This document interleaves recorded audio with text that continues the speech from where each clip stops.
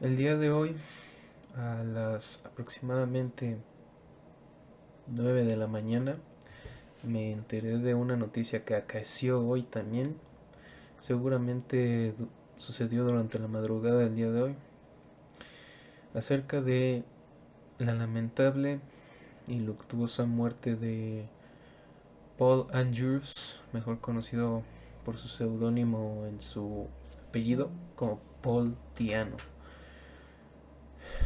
Es una noticia que, si bien muchos fans la veíamos venir, al final de cuentas nos deja un poco en shock. Yo creo que la mayoría, o al menos un poco en shock.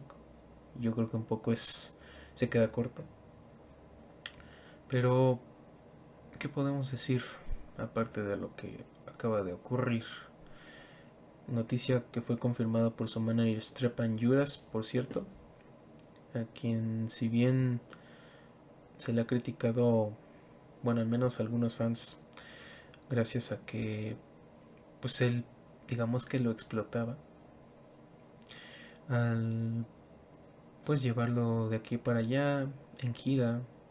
Al final de cuentas, Paul Andrews hacía lo que le gustaba y así murió. Pero también hay que agradecer a Stepan por no solo cuidarlo, sino también hacerle caso, haciendo lo que Diano consideraba lo mejor de su vida, o su mayor pasión de su vida, haciendo lo que le gustaba, estar en los escenarios cantando mayoritariamente canciones de Iron Maiden, pero también una que otra de entonces banda Warhorse, cuyo nuevo álbum se estrenó hace poco, el mes pasado, si no me recuerdo. No escuché todo el álbum, pero esas canciones no me parecían malas, pero tampoco pues gran cosa. Y además el señor Andrews no participó en lo absoluto en la composición o en la escritura de las letras. Pero bueno, ese no es el tema de hoy. Solo es un tema cruzado, un tema relacionado.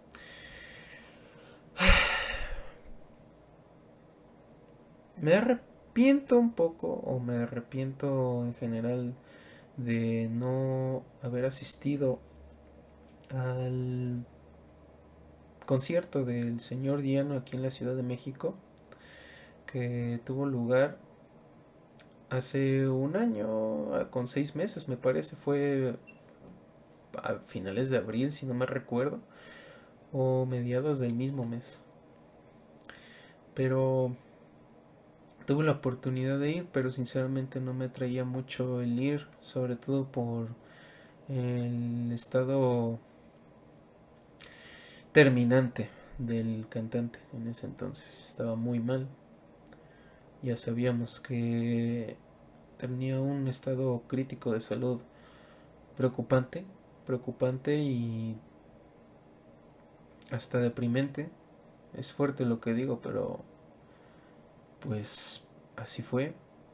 Y entonces al final decidí por no ir a verlo, pero yo sé que si hubiera ido al final sí me hubiera gustado su actuación. La primera actuación que él tuvo aquí en la Ciudad de México el año pasado, por la última vez que visitó la capital del país, no terminó su concierto justamente por sus problemas físicos.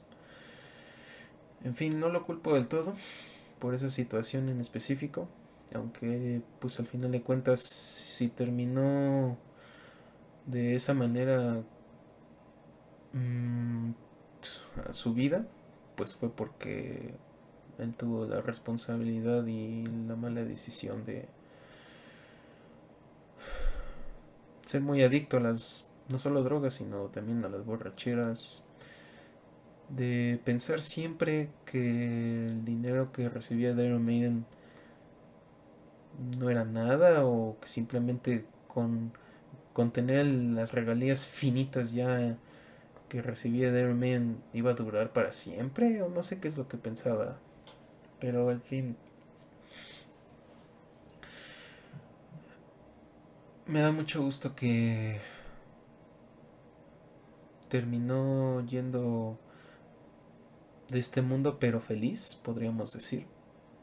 O quizá no feliz del todo, sabemos que por su estado de salud, pero sí por haber hecho lo que le gusta. Y yo creo que poca gente tiene el privilegio de tener esa historia. Y más una historia, bueno, menos una historia en este caso, mejor dicho, en donde alguien puede contar que no solo participó en una etapa de Iron Maiden, en los inicios de Iron Maiden, sino haber cantado los dos primeros álbumes, que puede que no sean los más populares, pero eso no nos debe importar, y no me importa, a mí por lo menos, obviamente, sino que son dos álbumes tan legendarios, tan fundamentales para la historia del heavy metal, el metal en general, los álbumes que moldearon definitivamente los subgéneros que vendrían después, el death metal, el thrash metal sin duda. Ahí tienes a Metallica, que James Hetfield claramente se inspiró mucho en Remember Tomorrow para sus baladas, al menos para Fade to Black. Y no por nada, Metallica, poco más de 20 años después, terminó haciendo un cover de la misma canción, Remember Tomorrow, del mismo disco homónimo, el primer disco. Es un hombre que tuvo un legado y tiene un legado. Ya trascendió a la inmortalidad. Irónicamente, ya hoy que partió del mundo, pero tiene un legado impresionante. Y independientemente de si es tu cantante favorito o no, hay que reconocer que sin él no solamente Iron Maiden no sería lo mismo, no sería la misma banda, sino que por cuestiones o azares del destino, como se dice en el Vox Populi, o ciertos efectos mariposas, si él no hubiera llegado a Iron Maiden, si él no hubiera aceptado cantar en esa banda, ¿llegaría Bruce Dickinson? ¿Conoceríamos a Bruce Dickinson? ¿Acaso veríamos de un tal Paul Bruce Dickinson? ¿Acaso Iron Maiden? Tal vez sí, no lo sé, pero ¿acaso Iron Maiden tendría la fama y reputación que hoy en día tiene, la popularidad? No solo reputación, claro. ¿Serían las mismas leyendas de hoy en día? Es una pregunta retórica abierta y la verdad sincera. Y yo no la puedo responder porque nunca lo sabremos, y segundo porque yo siento que en el fondo Iron Man sí sería grande, pero no igual de grande que hoy, eso sí estoy seguro, gracias a Paul Diano. Es decir, que Paul Diano estableció las bases, al menos en parte, de la grandeza de Iron Maiden. Te le agradece de todo. Hay canciones y covers de él después de su etapa de Iron Maiden que me gustan, pero claramente lo mejor de él, y puedo decir que lo único verdaderamente genial que me apasiona de su discografía como músico en general, fue con Iron Maiden. Si bien el señor no aportaba mucho en la composición y tampoco en la letra, aunque en la letra era lo único en que participaba, imprimía su estilo, su espíritu de punk.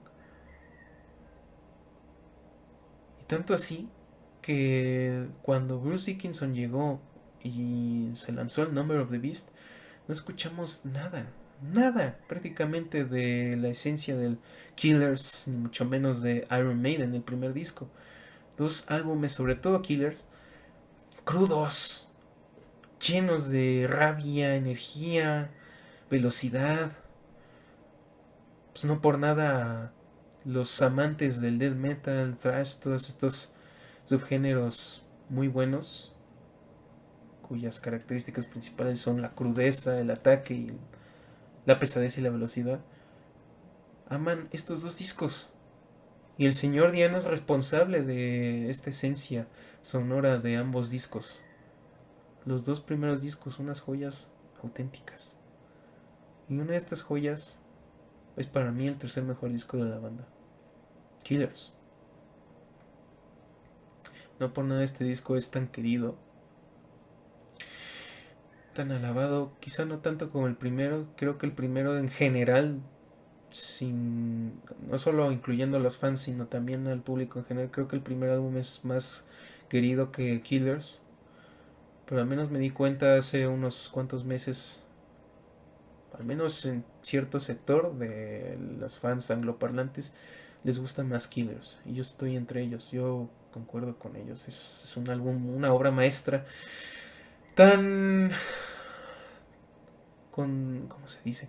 Tan contagiosa de energía, tan, como le había dicho, lleno de rabia, energía, punk, velocidad. Clive Burr hacía unos, ¿cómo se dice? Ataques de batería impresionantes, tocaba la batería sublimemente. Y Paul Diano, creo, aunque ya se estaba enviciando, que su prime como vocalista fue durante la etapa del Killers.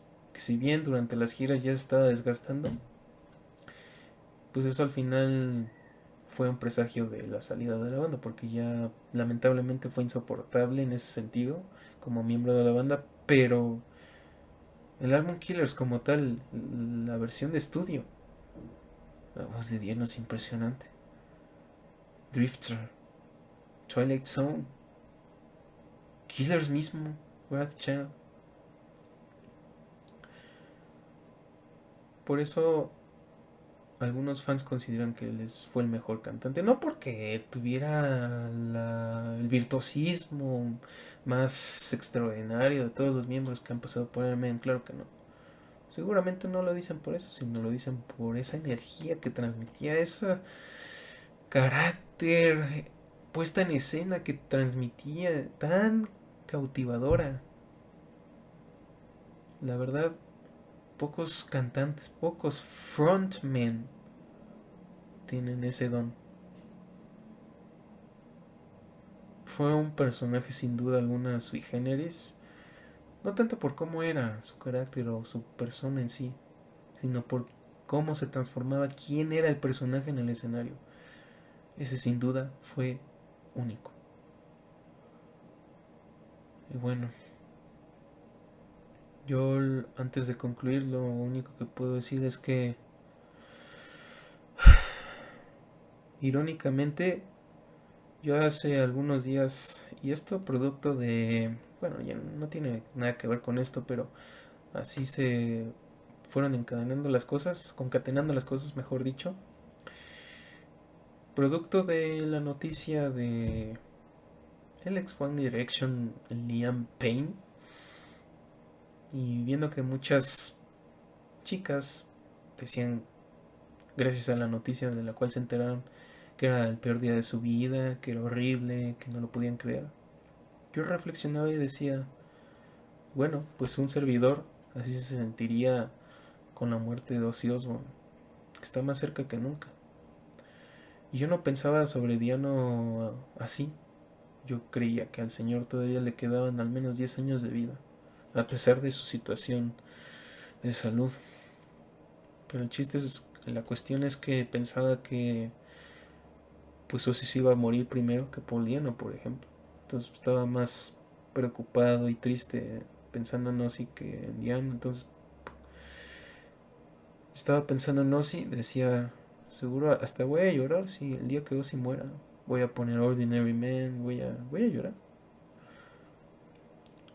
Llega este día con una noticia que para los fans no nos sorprende en el fondo, pero aún así es choqueante, impactante. Y digo, las cosas de la vida.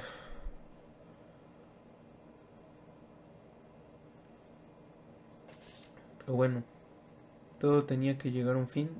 Lo triste es que, como lo dije en un inicio, se veía venir.